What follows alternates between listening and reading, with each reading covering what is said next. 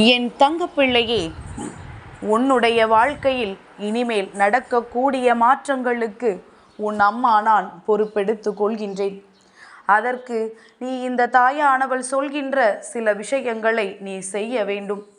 என் தங்கமே, ஒவ்வொரு நாளும் உனக்கு அதிசக்தி வாய்ந்த நாட்களாக உன் வாழ்க்கையில் கிடைத்து கொண்டிருக்கும் பொழுது அதில் உனக்கான நேரத்தையும் தெய்வத்திற்காக நீ செலவிடுகின்ற நேரத்தையும் சரியாக நீ பயன்படுத்தி கொள்ள வேண்டும். அப்படி நீ பயன்படுத்தும் பொழுது உனக்கு வேண்டியதும் நீ தெய்வத்திடம் கேட்டு நிற்பது எல்லாமே உன்னை வந்து சேரும் என்பதில் எந்த ஒரு மாற்று கருத்தும் கிடையாது. என் தங்கமே, அம்மா உனக்கு ஏற்கனவே ஒரு முறை இந்த விஷயத்தை பற்றி சொல்லி இருக்கின்றேன். ஆனாலும் மீண்டும் உனக்கு அதனை நினைவுபடுத்த நான் விரும்புகின்றேன். என் குழந்தையே, பொதுவாக நாம் செய்கின்ற தானத்திலேயே மிகவும் சிறந்த தானம் அன்னதானம் என்று சொல்லி இருக்கின்றேன்.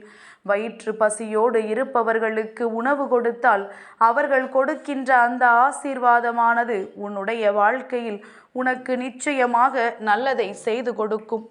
புண்ணியங்களை உன் வாழ்க்கையில் அது தேடி கொடுக்கும். அப்படி இருக்கும் பொழுது என் பிள்ளை, நீ உன் வாழ்க்கையில் நடக்கின்ற விஷயங்கள் எல்லாவற்றையுமே மனதார ஏற்றுக்கொண்டு அதில் நல்லதை மட்டும் அடைய வேண்டும் என்று நினைக்கின்றாயல்லவா? நிச்சயமாக நீ நினைத்த விஷயங்களை எல்லாம் அடைவதற்கான நல்ல செய்தியினைத்தான் இன்று உன் அம்மா உனக்கு கொண்டு வந்திருக்கின்றேன். நான் சொல்வது போல செய்தால் என் குழந்தையே, 1000 பேருக்கு தானம் வழங்கிய பாக்கியம் உனக்கு நிச்சயமாக கிடைக்கும். இதனால் வரையிலும் நீ பட்ட கஷ்டங்கள் எல்லாவற்றிற்கும் உனக்கு நல்ல பதில் கிடைத்துவிடும். என் தங்கமே, அள்ளி அள்ளி கொடுக்க வேண்டும், பணத்தை அள்ளி அள்ளி செலவு செய்துதான் நீ இதையெல்லாம் செய்ய வேண்டும் என்று உன் அம்மா உன்னிடத்தில் சொல்லவில்லை. நான் சொல்ல போகின்ற இந்த விஷயத்தை கேட்டால் இப்படி கூட தானம் வழங்கலாமா என்று உனக்கு தோன்றும். என் தங்கமே, இன்று சஷ்டி அல்லவா? இன்று முருகப்பெருமானுக்கு உகந்த நாள் அல்லவா?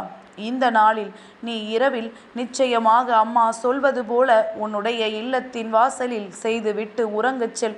என் குழந்தையே, அதுபோல நீ செல்கின்ற கோவிலுக்கும் சரி, அங்கே மரத்தின் அருகிலும் அம்மா சொல்வது போல நீ செய்ய வேண்டும். நான் சொல்கின்ற பொருட்களை நீ அங்கே வைத்துவிட்டு வந்தாலே போதும். உன்னுடைய வாழ்க்கையில் நிச்சயமாக பல மாற்றங்கள் ஏற்படும். நீ 1000 பேருக்கு உணவு கொடுத்த புண்ணியத்தையும் பெற்று விடுவாய். உனக்கு அதிகமான செலவுகளும் ஆகாது. உன்னுடைய கஷ்டங்களும் அப்படியே தீர்ந்துவிடும். அம்மா என்ன சொல்ல வருகின்றாளோ என்று நினைக்கின்றாயல்லவா? நமக்கு அதிகமான கஷ்டங்கள் வந்துவிடுமோ? அம்மா இதனை செய்ய சொல்லிய பிறகு நம்மால் முடியாது என்று சொல்ல முடியாதே என்று என் பிள்ளை நினைக்கின்றாயல்லவா? என் தங்கமே, உன் தாயானவள் ஒருபொழுதும் உனக்கு அதிகமான கஷ்டத்தை கொடுக்க விரும்புவது கிடையாது. ஏற்கனவே கஷ்டத்தில் இருக்கின்ற உனக்கு அந்த கஷ்டத்தில் இருந்து எப்படி மீண்டு வர வேண்டும் என்கின்ற வழியைத்தான் உன் அம்மா காண்பித்து கொடுப்பேனே தவிர ஒரு பொழுதும் மீண்டும் அந்த கஷ்டத்தில் உன்னை சிக்கி தவிக்க நான் அனுமதிக்க மாட்டேன். அதனால் என் பிள்ளை, நான் சொல்வது போல நீ ஒரு முறை செய்து பார். இன்று இரவு நீ படுத்து உறங்கச் செல்வதற்கு முன்பாக உன்னுடைய இல்லத்தின் வாசலில் நீ ஒரு சர்க்கரை துண்டை வைத்துவிடு, அதாவது மண்ட வெல்லம். என் தங்கமே, அதை நீ உன் இல்லத்தின் வாசலில் வைத்துவிட்டு உறங்கச் செல். அதன் பிறகு என் தங்கமே, நிம்மதியான உறக்கம் உனக்கு வரும். ஏனென்றால் நீதான் அங்கே பல கண்ணுக்கே தெரியாத உயிரினங்களுக்கு உணவையல்லவா வைத்துவிட்டு சென்றிருக்கின்றாய். அதனால் பலருக்கு தானம் கொடுத்த ஒரு எண்ணத்தோடு உனக்கு நிம்மதியான உறக்கம் வரும். அதுபோல நீ இன்று மாலை கோவிலுக்கு செல்லும் பொழுது அங்கே இருக்கின்ற மரத்தில் என் குழந்தையே, அதன் அருகில் பச்சரிசியையும் இந்த சர்க்கரையையும் கலந்து நீ தூவிவிட வேண்டும். பச்சரிசி முழுமையாக தூவினாலும் சரி, பச்சரிசி மாவை நீ போட்டாலும் சரி, அரிசி மாவையும் இந்த சர்க்கரையையும் கலந்து நீ போட்டாலும் போதும். என் தங்கமே, அங்கிருக்கின்ற உயிரினங்கள், கோவிலுக்கு எப்பொழுதுமே தங்கி இருக்கின்ற உயிரினங்கள் எல்லாம் அதை உண்டு மனதார உன்னை ஆசீர்வதிக்கும். நமக்கு இதை கொடுத்தவர்கள் நன்றாக இருக்க வேண்டும் என்று அவர்கள் மனதார உனக்கு ஆசிகளை வழங்குவார்கள். என் தங்கமே, உயிரினம் சிறிய உயிரினம்தானே என்று எண்ணிவிடக்கூடாது. அவைகளுக்கும் வயிறு இருக்கின்றது, அவைகளுக்கும் பசிக்கும். அவர்களுக்கும் யார் உணவு கொடுக்கின்றார்களோ அதை அவர்கள் காலம் முழுவதும் மறக்காமல் அவர்களுக்கான ஆசீர்வாதங்களை வழங்குவார்கள் என்பதனை புரிந்து கொண்டால் அம்மா சொல்வதில் இருக்கின்ற அர்த்தம் என்னவென்பதை உன்னால் புரிந்து கொள்ள முடியும். அதிகமான செலவுகள் இல்லாமல் உனக்கு உன்னுடைய கஷ்டங்கள் எல்லாம் விரைவாக தீர வேண்டும் என்றால் நீ எப்பொழுதுமே இது போல செய்து பார். என் குழந்தை நினைக்கலாம், அம்மா இதை இன்று இந்த சஷ்டியில்தான் செய்ய வேண்டுமா என்று. நிச்சயமாக கிடையாது என் தங்கமே. நீ உனக்கு எப்பொழுதெல்லாம் தோன்றுகின்றதோ, எப்பொழுதெல்லாம் நேரம் கிடைக்கின்றதோ அப்பொழுதெல்லாம் செய்யலாம். குறிப்பாக வெள்ளிக்கிழமை செய்தால் இன்னமும் உத்தமமாக இருக்கும். என் தங்கமே, இந்த சர்க்கரையை உன்னுடைய இல்லத்தின் வாசலில் வைப்பாய் அல்லவா, அதை நீ தினம் தினமும் வைத்து செல்லலாம். அடுத்த நாள் காலையில் நீ பார்ப்பாயானால் ஒன்று பூச்சிகள் எல்லாம் அரித்து அது கரைந்து போயிருக்கும், இல்லை என்றால் அது காணாமல் போயிருக்கும். அது எப்படி போகின்றதோ அதுபோல உன்னுடைய கஷ்டங்களும் உன் வாழ்க்கையில் காணாமல் போய்விடும் என்பதனை நீ புரிந்து கொண்டாலே போதும். வாழ்க்கையில் உன்னை சூழ்ந்திருக்கின்ற ஏகப்பட்ட விஷயங்களிலிருந்து உன்னை நீயே மீட்டெடுப்பதற்கான மிகச்சிறந்த வழி இது என்பதனை நீ புரிந்து கொண்டால் போதும். என் பிள்ளை, நீ மனதார அனுபவித்த கஷ்டங்களை எல்லாம் இனிமேல் வாய் விட்டு சொல்ல வேண்டும் என்கின்ற நிலைமை உனக்கு வராமல் எல்லாவற்றிலும் இருந்து உன்னை எளிதாக மீட்டெடுக்க உன் வராகி சொல்கின்ற இந்த வழியை நீ பின்பற்றிப்பார். நான் சொல்லும் பொழுது இவையெல்லாம் நடக்கக்கூடிய காரியமா? ஒரு எறும்புக்கு உணவு வைத்தால் நம் கஷ்டம் தீர்ந்து விடுமா? என்னதான் இந்த தாயானவள் சொல்கிறாள் என்று உனக்கு வேடிக்கையாக இருக்கலாம். ஆனால் உண்மையில் இதை உணர்ந்தவர்களால் நிச்சயமாக புரிந்து கொள்ள முடியும். ஒரு உயிருக்கு உணவு கொடுப்பது உன்னுடைய மனதை எந்த அளவிற்கு அமைதிப்படுத்தும் என்பதனை, உன்னுடைய மனதிற்குள் மிகச் சிறந்த நிம்மதியை கொண்டு வந்து கொடுக்கும். உன்னை சுற்றி இருந்த குழப்பங்கள் எல்லாம் தானாகவே உன்னை விட்டு விலகிச் செல்லும். நிறைய மாற்றங்கள் உன் வாழ்க்கையில் நடக்கத் தொடங்கும். இன்று இந்த மாற்றத்திற்கு உன் வராகி பொறுப்பெடுத்து கொண்டதற்கான காரணமும் இதுதான்.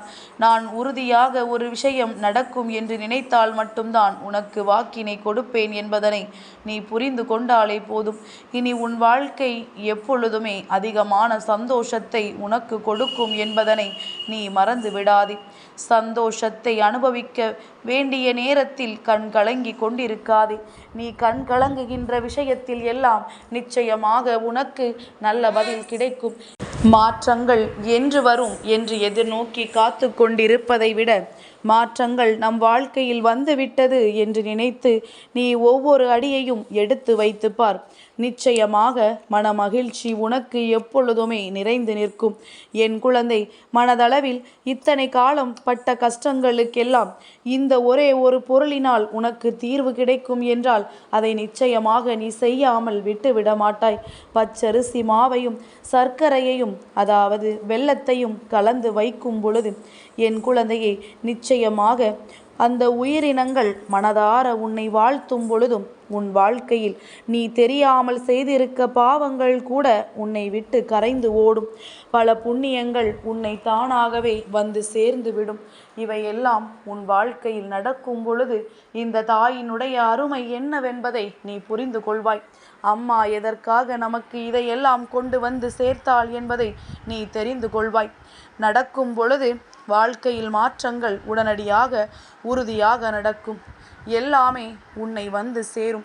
என் பிள்ளை, மனதிற்குள் கொண்ட ஏக்கங்கள் எல்லாம் தீர்ந்து இனி உன் வாழ்க்கையில் மன நிறைவு நிச்சயமாக கிடைக்கும். என்னை நம்பினால் இதை எப்பொழுதுமே நீ வழக்கமாக வைத்துக்கொள். என் குழந்தை, மாற்றங்கள் உடனடியாக வரவில்லை என்றாலும் தொடர்ச்சியாக இதனை செய்யும் பொழுது நிச்சயமாக உன் வாழ்க்கையில் ஏதோ ஒரு வகையில் உனக்கு முன்னேற்றம் வந்தே சேரும். முன்னேற்றத்தை அடைந்த பிறகாவது அம்மா சொன்ன விஷயங்களில் இருக்கின்ற உண்மையை நிச்சயமாக நீ புரிந்து கொள்வாய் என்று நான் நம்புகின்றேன். என் குழந்தைக்கு எந்நாளும் நல்ல ஆசிகளை வழங்குகின்ற இந்த தாயானவள் இன்று உனக்கு ஒரு நல்ல விஷயத்தையும் சொல்லி இருக்கின்றேன் என்ற நம்பிக்கையில் உன்னை விட்டு செல்கின்றேன். நான் உன்னை விட்டு வேறெங்கும் செல்லவில்லை. அம்மா, இன்னும் சில மணி நேரங்களில் மீண்டும் உன்னை காண வருவேன். இந்த விஷயத்தை செய்வதற்கு என்ன செய்ய வேண்டும் என்று யோசித்துவிட்டு, என் பிள்ளை, இன்று இதை செய்வதற்கு நீ தயாராக இரு. முருகப்பெருமானின் அன்பையும் அருளையும் எல்லோரினுடைய ஆசிகளையும் ஒரு சேர பெற்றுக்கொள்வாய். உன்னுடைய இந்த எண்ணம், இந்த செயல் எல்லா தெய்வங்களுக்கும் உன் மீது அதிக அன்பை கொண்டு வந்து கொடுக்கும். என் தங்கப்பிள்ளைக்கு இந்த வராகி அம்மாவினுடைய ஆசீர்வாதங்கள் எப்பொழுதும் உண்டு.